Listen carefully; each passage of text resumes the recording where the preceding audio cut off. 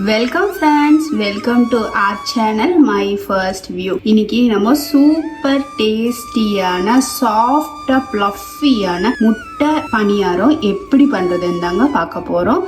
ஒரு தடவை வீட்டில் ட்ரை பண்ணி பாருங்களேன், எல்லாரும் திரும்பவும் இதே தான் வேணும்னு கேட்பாங்க. அந்த அளவுக்கு சூப்பர் சாஃப்டா இருக்கும். இது தேங்காய் சட்னி, கார சட்னியோடலாம் வச்சு சாப்பிட்றதுக்கு ரொம்பவே சூப்பராக இருக்குங்க. வாங்க ஃப்ரெண்ட்ஸ், இன்னைக்கு இந்த சாஃப்டான முட்டை பணியாரம் எப்படி பண்றதுன்னு பார்க்கலாம். Welcome to our channel my first view.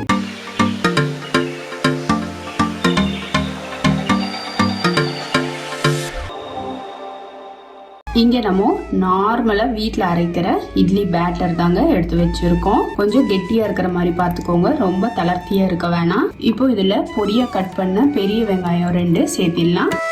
கூடவே கொத்தமல்லி தழையும் சேர்த்திடலாம். இதுக்கு தேவையான அளவு உப்பு சேர்த்திடலாம். இப்போ இதோட 2 முட்டையும் உடைச்சி ஊற்றிக்கலாங்க.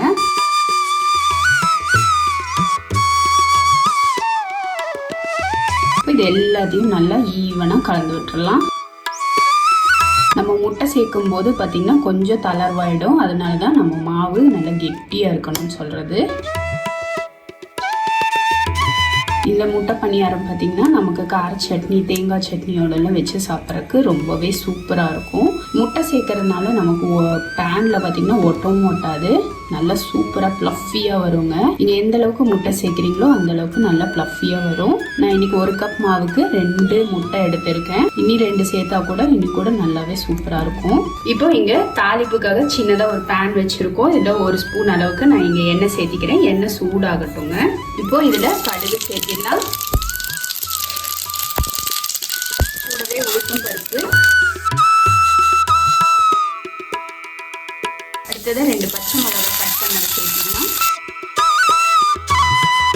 இப்போ இந்த தாளிப்பை நம்ம மாவில் கொட்டிடலாங்க. கொட்டி நல்லா கலந்து விட்டுடலாம். இந்த உளுத்தம் பருப்பு பார்த்தீங்கன்னா நமக்கு கடிக்கிறதுக்கு கொஞ்சம் கிரன்ச்சியாக சூப்பராக இருக்கும். அதனால நம்ம உளுத்தம் பருப்பு சேர்த்திருக்கோம். இப்போ நம்ம இங்கே பணியார கல் வச்சுருக்கோம். இதில் நம்ம கொஞ்சமாக எண்ணெய் சேர்த்திடலாங்க. இப்போ நம்ம கலந்து வச்சுருக்க மாவை சேர்த்திடலாம். என்னடா இது கொஞ்சம் எண்ணெய் இவ்வளோ எண்ணெய் ஊற்றுறாங்கன்னு நினைக்க வேணாம். இது புது கல்லுங்க, பழக்கறக்கிறதுக்காக நான் கொஞ்சம் எண்ணெய் தாராளமாக விட்டுருக்கேன். பழகிடுச்சுன்னா நம்ம கொஞ்சமாக விட்டால் போதும்.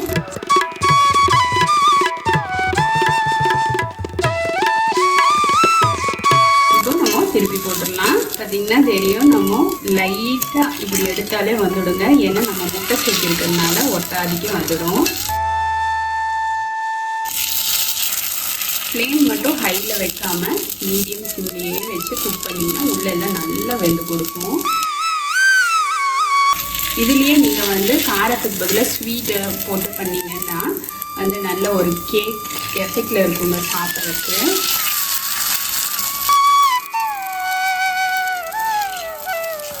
இப்போ சூப்பர் டேஸ்டியான முட்டை பணியாரம் ரெடி ஆயிடுச்சு. இப்போ நம்ம எடுத்துடலாங்க.